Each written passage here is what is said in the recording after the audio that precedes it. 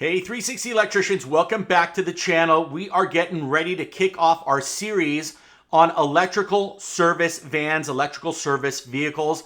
If you guys haven't heard, the 360 Electrician channel purchased a Ford Transit 250 cargo van, 148 wheelbase, medium roof, just for the channel, just so I can help you level up in the business. Now, why did I buy it? Because I have a passion to teach you guys what I have been doing in my own business and what I will be doing in my own business moving forward in 2022, 2023. You know, recession's here, so that's going to be a big part of this. And one of the things I want to get across, and by the way, just hold on one second.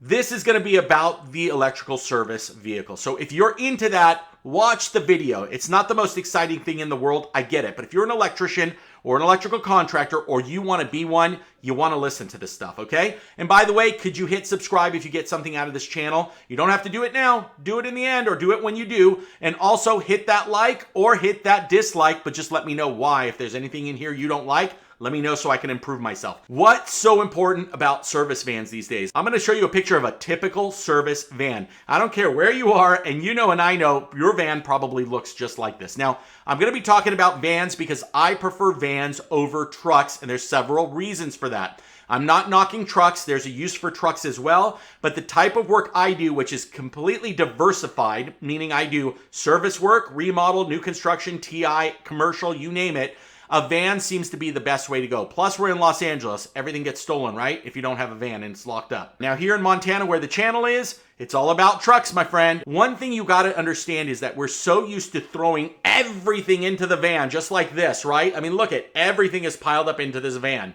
This causes a huge problem for us, and here are the top 3 reasons you don't want your van to look like that.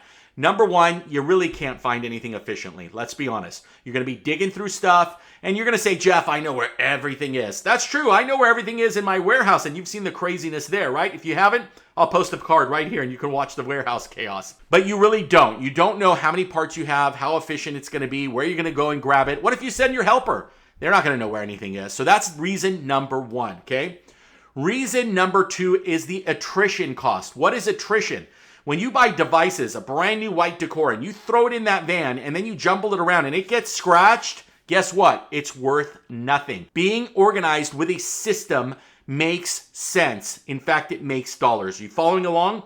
I usually get a plastic Ziploc bag about the size, believe it or not, of an outlet. They sell these at Box City, or I'll put a link to Amazon down below. And I actually take individual devices out and I will put them in the individual plastic. That goes into my service bin. Because when you do service, you might just need to grab 1 or 2. You don't have to rip that box open, outlets fly out everywhere. All these systems I'm going to teach you in these videos. Let's recap. Number 1, you just can't find anything efficiently and you really don't know what you have. Number 2, attrition.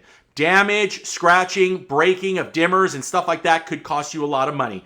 But number 3, which has not been a huge problem until now, and I started getting educated on this stuff, is the cost of gas. Yes, for every 10, 15, 20, 30, 50 pounds of junk that you put into that van and you lug every day back and forth is costing you at the pump. $6 to $8 a gallon? No, thank you. These are what these videos are going to be about. This is just a kickoff. If you got something out of this, get coaching from me. You can go ahead and take my ultimate course for electrical contractors to level up your business before the economy crashes. Smash that like, subscribe. We'll see you on the next video on service vans.